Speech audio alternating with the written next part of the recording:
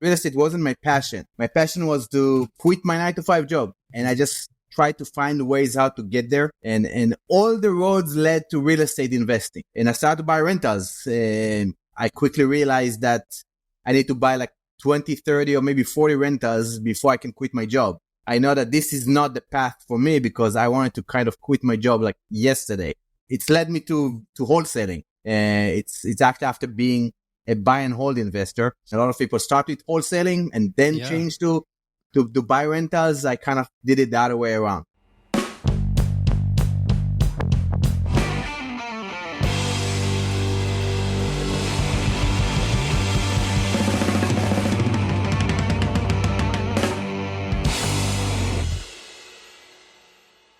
Hey friends, welcome to the Evergreen Marketing Podcast by Carrot.com, where we help you build a business of freedom and impact. And how appropriate today, I bring on a guy who has achieved both of those things. He's had a wild journey through real estate, and I'm really excited to unpack this conversation with him. Haim, welcome to the podcast, man. How are you? Very good. Thanks for having me, Brady. I'm excited to be here. Good. It's good, man. I appreciate you hopping on. You're in Israel at the moment, and you're winding down for the day. Just put the kids to bed. It's 9 o'clock in Israel. Yeah, 9:15 p.m. Right on, man. Well, here's where I want to take this conversation. So here's why I'm looking forward to it. I was talking with Steve Trang, your buddy Steve, the other day on our podcast. And after the podcast, we were talking about how I run into so many investors who, with the best intentions, get into real estate for freedom and for the impact and say, I'm doing this for my family, like I said, with good intentions. And maybe they have a goal or a clear vision. Sometimes they don't. But if they do, they get that goal, say it's 100K a year, 250 a year, 500, whatever it is, and the goalpost moves. You find a reason to, well, I got to keep building. Okay, maybe I need a bigger team. Well, I could use a little bit more buffer, a little bit more security. It's always just a little bit more. You know what I mean? This resonates with a lot of people. And so I said, people, we get into it for the freedom and the impact, but we forget. And I feel like sometimes we just don't slow down enough to realize that. And Steve said, there's one guy. He said, I only know one guy who's actually done that thing that we're all trying to do. And his name's Haim. So he said, you need to talk with him. So here we are, man. Let's do this. I want to walk through your real estate journey. We'll walk through some of the tactics, how you did deals, how you scaled relatively quickly, I think. And I want to talk about some of these major transitions you've made in life. You've moved a lot. You're raising a family. I want to get into it. So take me back to when you started out, 2011-ish. Is that right? Yeah, about right. I listened to your podcast with Steve Trang. It was a really good conversation. So I'm going to assume some people know a little bit of your story or kind of skip some parts of it so we can get to the meatier stuff. But it took you about a year and a half to close your first deal, right? Yeah, my first wholesale deal. Yes, your first wholesale deal. Yeah. What was getting to that point of the first deal like? First of all, I guess a little background again. My main goal was to quit my 9 to 5 job. That was that's kind of the big job, like the big goal. I never was, my dream wasn't to be like a big real estate guy or big investor. Real estate wasn't my passion. My passion was to quit my 9 to 5 job. And I just tried to find ways how to get there. And I started reading about it and listen to podcasts like this one. And all the roads led to real estate investing. All the roads led to real estate investing. It's not like I wanted to be a real estate investor. It just, if I wanted to have the lifestyle that I want, I need to become a real estate investor. So that was kind of how everything got started for me. So I started by buying rentals. So that was kind of, I read Rich Dad Poor Dad, which probably most of your audience know and familiar about this book. And I started to buy rentals. And I quickly realized that I need to buy like 20, 30, or maybe 40 rentals before I can quit my job. So I know that this is not the path for me because I wanted to kind of quit my job like yesterday. And so I just try to find strategies that can generate higher income, bigger checks, like $5,000, $10,000 checks in a shorter period of time. So I can replace my 9 to 5 paycheck. That kind of was my goal. So it's led me to wholesaling. So that's kind of what led me to wholesaling. It's actually after being a buy and hold investor. which sometimes is different. A lot of people start with wholesaling and then change to buy rentals. I kind of did it the other way around. Interesting. How many rentals did you have before when you started wholesaling? My first rental was in 2010, and I started to buy rentals like 2010, 2011, 2012, until I ran out of money and kind of, again, it was like rental number 6 or 7, when I realized, you know what, it's not going to work for me, because I was generating maybe $1,500 per month in positive cash flow. And kind of, I needed like $10,000 a month minimum in order for me to replace my 9-to-5 paycheck. And then I made the switch, and my first wholesaling deal was closing August 15, 2013. No, I remember that, because that was the kind of my first check. It was like $5,000 or something like that. But that rang a bell, because I lived in San Francisco. I closed the deal in Memphis, Tennessee, without speaking to the seller, or without meeting with the buyer. And I was sitting in my couch in San Francisco, and a $5,000 wire hit my bank account, and kind of my eyes open, and it kind of, I started my journey as a wholesaler, as a virtual wholesaler. As a virtual wholesaler, that's different. So you already answered one of the questions I was going to ask you, which was, did you have a clear financial goal? So a lot of people get in just saying, I want more, or it's hard to quantify. But you knew exactly about how many rentals it would take. You had that 10K number. And so it was pretty clear to you where you were headed. So you could kind of reverse engineer. I wanted to, again, my goal number 1 was to quit my job, which is basically to replace my income from my 9-to-5 job. If I can replace it with my wholesaling gig, that would be great. That was like the goal. Mm-hmm. Yeah. Okay. Just real quick, give me a snapshot of your family situation at the time. Wife and kids. So I have 2 young kids. I work a 9-to-5 job. I'm married. I live in San Francisco. And I'm in a job that kind of inside of job is already like 11 years, the same job, kind of got to a ceiling. Not a bad job. I wasn't suffering. I wasn't, I don't have these stories that I slept on my friend's couch and didn't have a buck to my name. I have a pretty good job, but wasn't fulfilled. Didn't have a career path to grow. Kind of hit the ceiling of how much I can make in my role. And again, I didn't want to have a boss anymore. I wanted to travel more with my family. I want to spend more time with my family. So I have to make a career change. And that was the motivator. It's not like I was broke or something like that. Just didn't see a career horizon. And I didn't see myself working a 9-to-5 job like 20 more years. That was kind of the motivation to start this journey. Okay. So when you went down the real estate path, were you looking for fulfillment in real estate, or was real estate just the vehicle and you're saying that's the vehicle to get to more fulfillment, more time with family? Yes, just the vehicle. I always say I'm not passionate about real estate. I'm passionate about life, and real estate was just the vehicle to get me there. That's it. Till today, to this day. Okay. So walk me through what this was like being a virtual wholesaler, because it's really interesting. Your path is pretty much backwards from a lot of the other investors I talk with. They usually start with wholesale, maybe do some buy and hold, and then they find out about virtual, but you went all backwards. It's interesting that you did virtual wholesaling first. How did that work? Like, were you talking to sellers? I basically was buying rentals. Again, I started buying rentals in California. Ran out of money, because I was putting like 20%, 25% down and using my W-2 job to get a loan. So I ran out of money after buying 2 rentals in California. So I started to look for other markets where I can still buy cash flow properties, but are cheaper. And I end up in Memphis. So I started to buy rentals in Memphis. Ran out of money for my down payments in Memphis too. But I already knew realtors. I already knew property managers. I already knew the buyers because I was buying turnkey companies.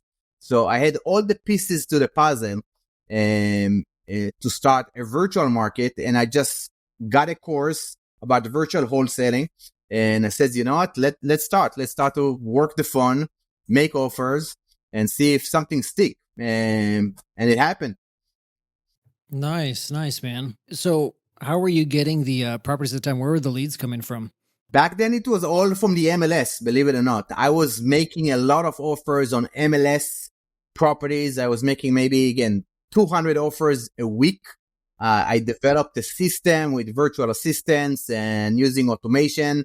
Before it was cool to have all these automations and all these Podio setups. So I have a pretty cool Podio setups. I have 2 virtual assistants, and I was just making like 200 offers a week, and it was a numbers game. For every 200 offers, I got 1 offer accepted, and it worked for a while until I burned all the relationship with realtors, and it didn't work anymore because the market started to change.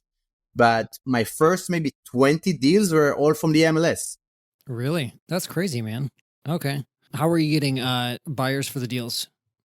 It was turnkey companies because I was buying rentals from turnkey companies. So I already had a relationship with them. So I knew exactly what they're looking for. I knew their zip codes. I knew their buy books. And so I basically knew exactly how to reverse engineer the process, the numbers. And like 95% of my deals were purchased by turnkey companies. Okay. So you had a pretty refined buy box. You knew exactly the types of properties you were looking for. Exactly. Yeah. Yeah. So which you have to, in order to do all that automation, have assistants and build a system. Exactly. You can't just send them all over the place. Correct. Yes. Okay. And is there anything outside of the automation and the team setup you had that was working really well for you at the time?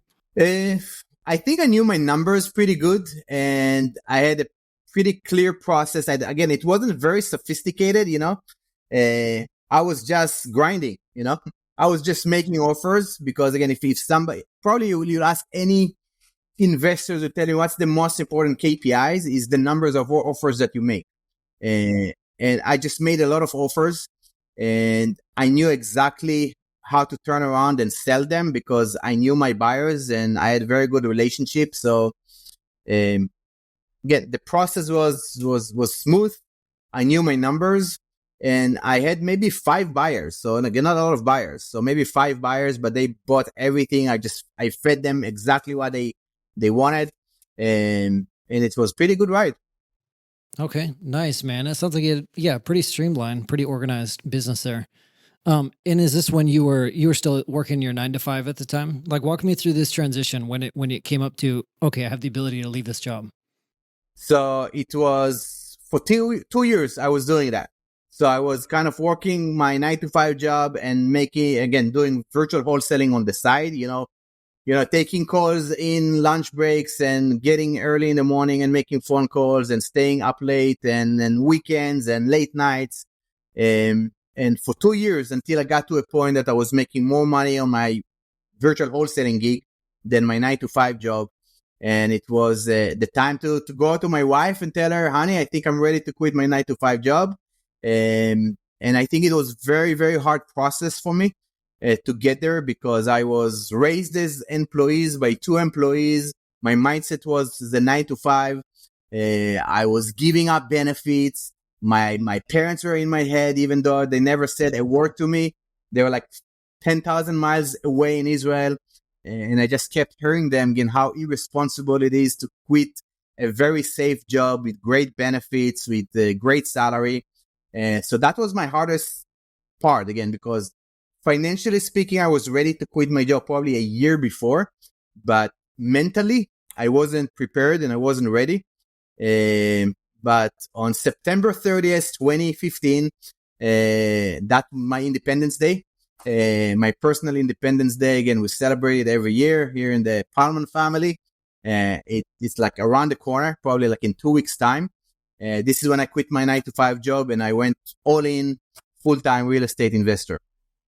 That's awesome, man. Congrats to you. I think it's really cool that you guys celebrate too. That's so fun. Yeah. It's a big deal. It's a big day. And then I went, again, I was in Masterminds, and again, between 2015 and 2017, I was a full-time real estate wholesalers with operation. Probably, that I scaled my business, everybody like this scaled. So I went to this grind phase and followed the crowd. let's scale the business. Let's bring acquisition guys. Let's go to 2 different markets. I get this position, 2 virtual assistants. Let's go to multiple markets. And that's what I was doing for like 2 years. Money was great, but I hated every minute of it.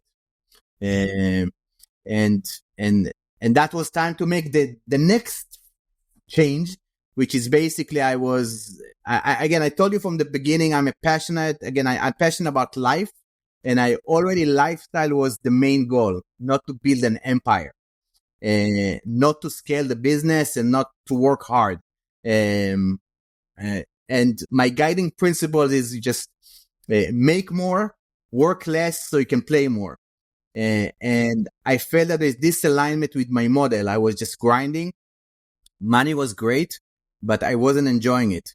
And I found myself traveling with my family because we love to travel. That was the main reason that I started this journey, so I can travel. And we were in Santorini, Greece, probably one of the most beautiful places on earth. And I was just running the Monday morning meeting. And again, for me, it was in the middle of the night in Greece because, again, I was working like the Pacific time zone and Central time zone. And it was like 2 a.m. in the morning, and I was running KPIs and making sure that the marketing campaign is going and everybody taking the calls. And I just wake up the next morning and it was just jet lag, zombie. I wasn't present. My kids calling for me to come and play with them in the pool. And I have no energy. I'm just kind of sitting on one of the chairs, want to sleep during the day. And then my wife told me, the one of these sentences that kind of, you remember, tell me again, this is why you quit your job for this. When you worked your 9-to-5 job, at least you're present with us on our vacation. Oof, that gives me chills. I mean, not that I've ever heard anything like that, but. And this was said, you know what? She's right, and because the money was great, but I wasn't enjoying it and I wasn't present. I was always grinding and working. And I said, you know what? You're right. I went back to San Francisco and I gave the 2 weeks notice to everybody on my team and decided to shut down the virtual wholesaling operation and transition from a high volume, low spread model, which was like in Memphis, to move to San Francisco, to my market where I live in, and do low volume but big spread deals. So I can make maybe 5-6 deals a year with no team, but every deal is shooting for 6-figure profit on every deal. And that's what I did. I started to transition the model, started to do flips and wholesaling in San Francisco and in the Bay Area. And it was a great run. Just no team. I didn't enjoy running a team. I didn't enjoy having a big overhead to cover salaries and to cover big marketing campaigns. And it was much easier. I enjoyed more. And I made more money. So I want to hone in on a couple of things you said, and we can keep it simple so we can get to the, I want to talk about what you did in San Francisco and talk about what life looks like now too. What pushed you over the edge when you were still working your 9-to-5? Because I can relate to what you're talking about, and a lot of people, it's like there's this fear of failure, fear of success, or whatever it is, and sometimes they just go for months or years on end, and on paper they have the ability to leave that job, but just the thing in their head, they can't do it. All those voices, like you said, your parents saying things, but it's just your own thoughts. What finally pushed you off the edge? I was making more money with my side gig that I was working less hours compared to my 9-to-5 job. And I felt that it's stopping me from blowing up. It's kind of like, again, I always give the metaphor that I was on the runway and there's like, again, tons of weights on me. And that was my 9-to-5 job. And I'm just ready to take off, but I can't because of my 9-to-5 job. And kind of, so I saved enough money. So I made enough money I had a track record over a few months that I can maintain the same income level. And for me, that was reassuring that I can do it. I wasn't burning my boats, right? You know, all these people just burn the boats. I have no other option. I felt that I still have the responsibility. I have 2 kids. I live in San Francisco. It's a very expensive city to live in. And if I don't have enough cushion, it's really will be irresponsible for me to quit without having enough saving and without having the confidence that I can make it, you know. And it wasn't easy, you know. It took me almost a year to get there, mentally. Right. But you did it. You had the consistency of deals coming in. You had the cushion that you saved up to get the cushion. So a lot of patience in there. The other thing that stood out to me was your wife called you out and said, at least when you're working your 9 to 5, you were present. One, I think you probably have a great wife. You probably have a great relationship. So I would encourage people listening, if you aren't having those hard conversations, if you don't have someone who calls you out, it doesn't have to be a spouse, but like a mentor, someone's got to call you out and say, hey, like, you got to be present. This can't just be working on paper. Like, what did you get into this for? You know, that's huge. That's invaluable. And I also believe that, again, I'm a lifestyle guy. Again, as I mentioned many times, probably, again, I don't want to build an empire. I want you just to make enough so I can have a very comfortable lifestyle. And grinding is a season. It's not a lifestyle forever. Again, you need to grind. Again, I understand that there is a phase in your journey that you have to grind because there's no other way to make it. I don't think so, at least. But if you feel yourself like 2, 3, 4, 5 years on the same mode and you don't get out of it, you're doing something wrong. Unless you enjoy it. But again, I've seen a lot of people making a lot of money, having very successful business, but they're ruining other parts of their life, like their family, like friendships, like their health. And I didn't want to be there. Again, I didn't want to be this guy that have a great business, but divorce and have bad relationship with the kids. Otherwise, you're going to wake up one day and see it all. Yeah. It's all going to pile up one day. Yeah. Wake up to it. Yeah. So tell me a little bit about the deals you were doing in San Francisco. How were you getting these larger spreads with lower volume? I knew how to generate a lead, and most of my leads were kind of mentoring wholesalers that kind of, again, I built a reputation of someone who can mentor other people and can help them and finding a win-win situation. So I took a lot of newer wholesalers in the Bay Area and worked with them, you know, and kind of guide them what is a great deal, and giving them guidance, and they appreciate that. And when they have a great deals, they came to me first to kind of reciprocate. So I got few deals out of this. I had good relationship with realtors, so I got a few pocket listings from realtors before the deals went on the market, because I had the reputation of closing quick. Again, I had my hard money lenders lined up. I was able to close like in 7 deals on $1 million deals, with one visit to the property. Again, which is, again, I had a very good process to buy these properties for cash or with hard money lenders in a very efficient way. So realtors appreciate that. And it was, you know, I developed the skills of rehabbing. Until this point, I was mainly wholesaling. I now had the team to take down a property and rehab it and fix it up, so I can add more value and squeeze more juice from the deal. So I kind of developed more skill set, kind of raising money and rehabbing a property to help me get to the 6-figure deals. So it's interesting. You say you got good at rehabbing. A lot of people would just dive in and just do the flip themselves, but you strike me as, like, everything I'm hearing you say you're a people person. You're good at mentoring people, building relationships, and helping give value to other people. That's what I'm picking up from what you're saying.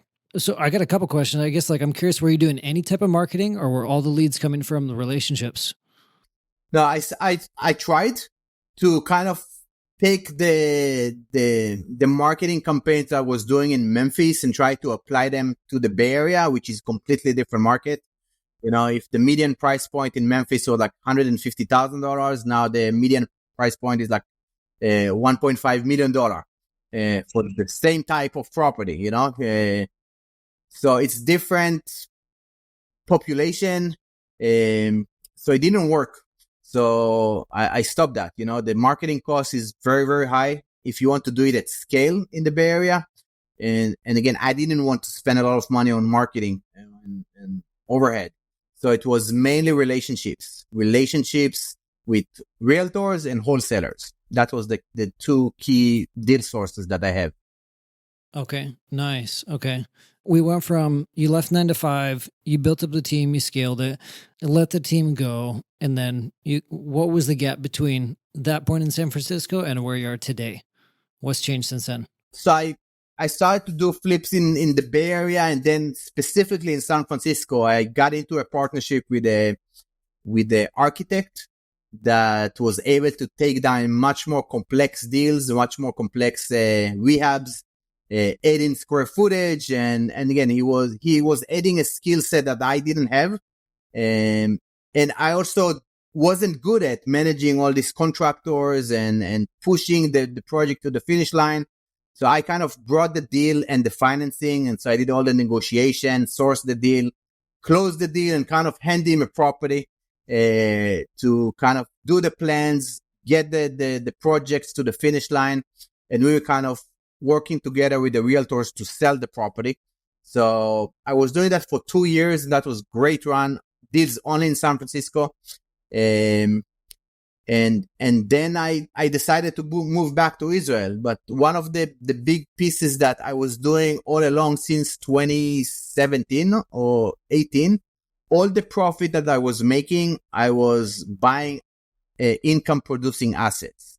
It was either rentals or private money loans. And it was primarily private money loans. So all the profit that I was making, I was pushing out to work by making private money loans that generate income to me. So that's what I was doing today. That what allowed me to kind of stop the flipping in 2020 when I decided to move back to Israel with my family, because I wanted to be closer to my parents.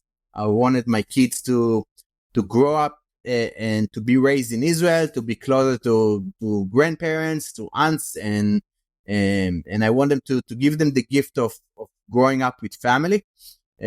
So we moved back to Israel, and everything was because I had all this cash flow coming in for my private money loans and my rentals. And that's what I was doing. That's what I have been doing since then. Still do it today. And that's what allowed me to kind of live the lifestyle that I have right now. I don't have to work.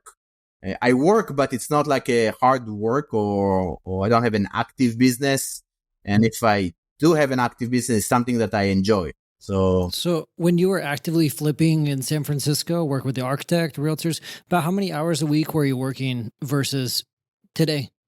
Yeah, I was pretty much probably almost every other day at the site, maybe 2-3 hours a day.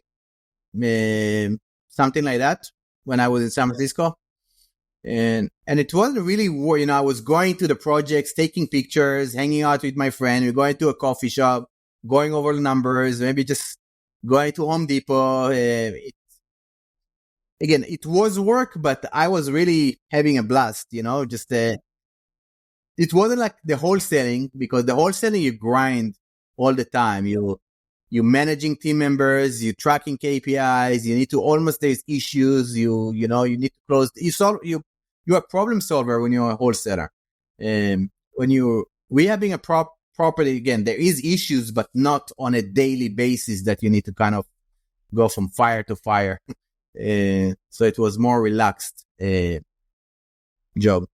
So it's really interesting. Were you ever a really good negotiator? Because what I'm picking up is that you didn't need to really build this perfect negotiation skill set, because he kind of had a system and relationships.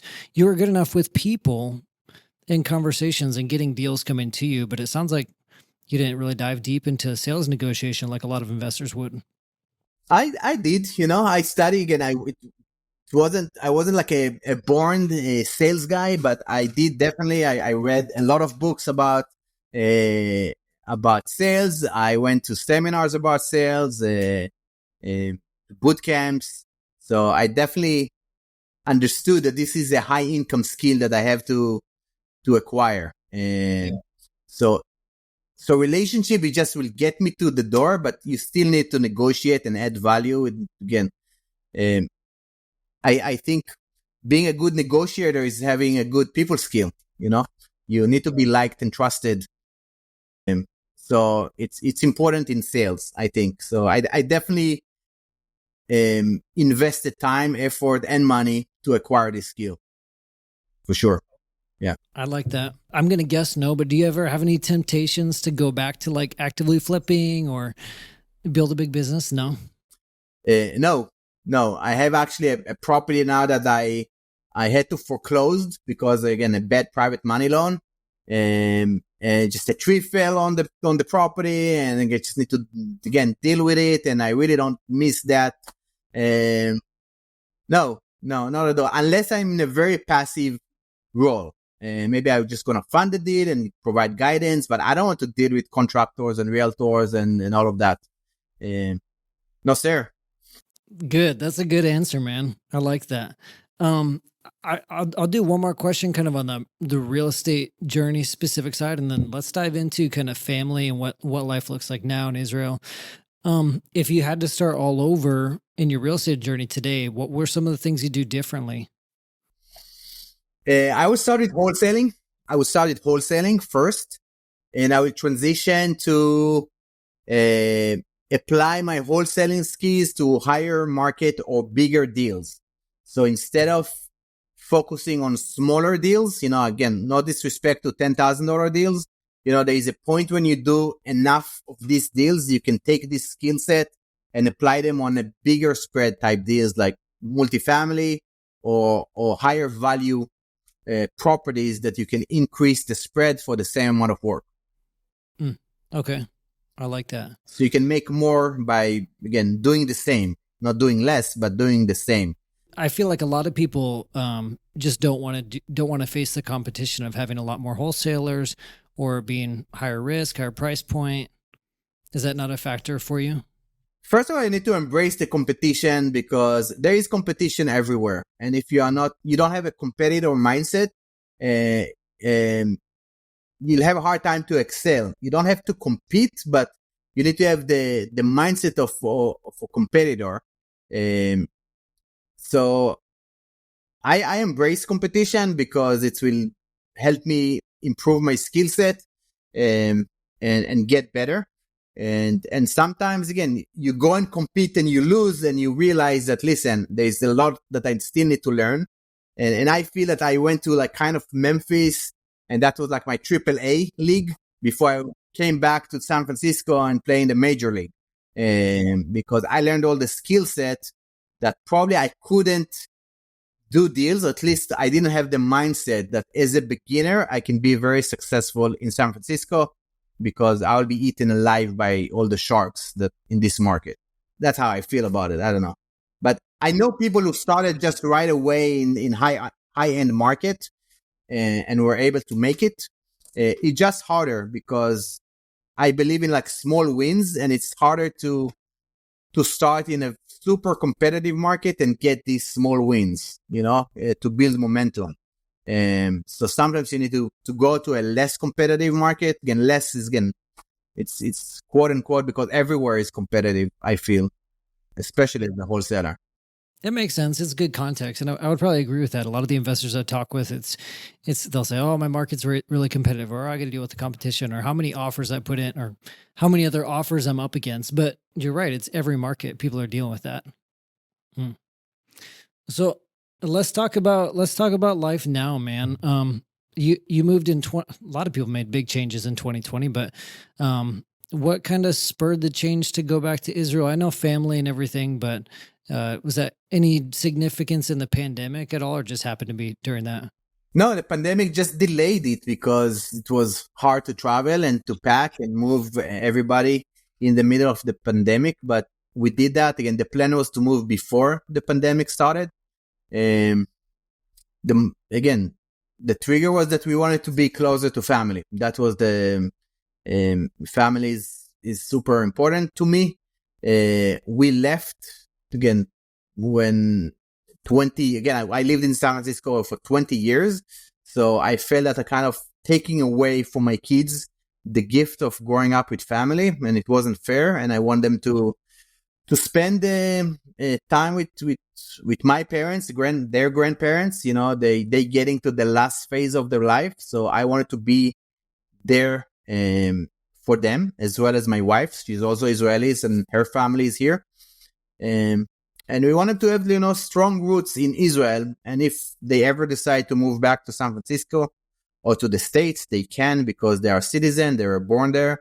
They have the language, they know the culture. And if they decide, they will be able to move there, but they will take with them the strong bond and the relationships that they've built with their family. That was super important to us. Yeah. So that's not as common in the States. So I'm always really intrigued when I talk to someone who has like a deep rooted conviction about time with family, and even more so time with grandparents and your wider family. Tell me about kind of what you've observed, you grew up in Israel, correct? Yes. And then moved to San Francisco. Yes. So tell me about the contrast. What do you see is different between like American family values and growing up in Israel? Yeah, I think I don't want to generalize, because I know a lot of Americans that have very strong bonds with their family. And so what we didn't want to happen, which we've seen a lot of American families happen, we didn't want our kids to go to college, to fall in love with somebody, and move to a different state, and to see them once or twice a year during Thanksgiving and maybe Christmas or Hanukkah or Passover, and any of the holidays, maybe twice a year, when they have grandkids that speaks only English, because they most likely will marry an American. And the grandkids can communicate with my parents, because my parents don't speak that well English. So we saw the kind of, we had like a crystal ball of 7 years looking to the future, and we didn't like this image or this picture, and we decided what we can do to change the trajectory of this from happening. And for us, it was moving to Israel. So that's what we decided. Again, it's not like I'm saying that it's wrong, but it didn't work for our family and for our values. We wanted the kids to be closer to us. I want to see my grandkids more than once a year or twice a year. And I think I will have a better chance to do that if I live in Israel, and if my grandkids live in Israel. The physical, being closer in physical proximity, a lot more common in Israel. It's not. We don't take flights to see families. We drive. We drive we drive maybe 3-4 hours. This is like the kind of a long distance, but it's usually, again, I live within 5 minutes from my wife's family and her sister, and it's about an hour drive to my family, to my parents, and my sister is within maybe 30 to 45 minute drive. I like that a lot, and that really resonates with me, because I grew up a military brat. So my father's Air Force for 30 years.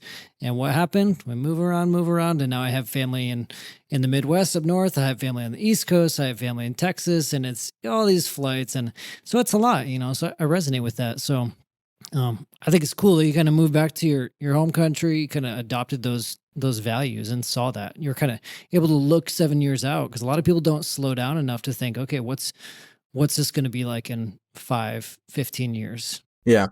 And from the get-go, I wanted to build a business that I can take with me anywhere. It's like a neutral location business.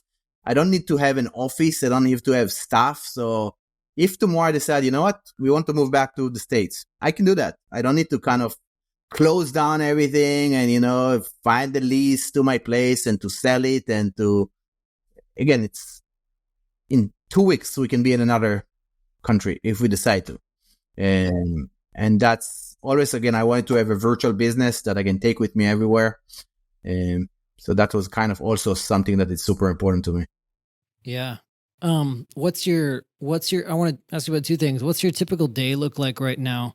I know before we hit the podcast, we were talking about kids. I got a couple kids. I have a 1.5-year-old. You have a 1.5-year-old, but you also got seniors in high school. What's that like, man?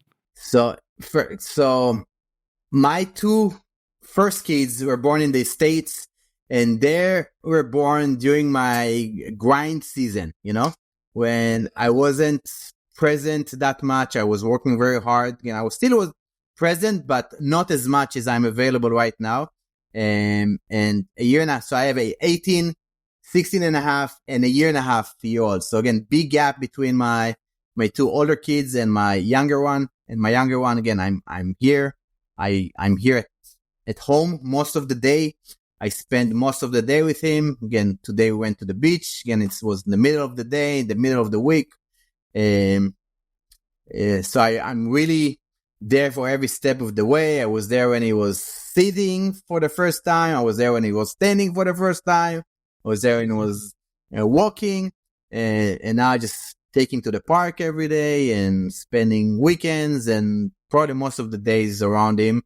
And it's bringing a lot of joy to my life right now.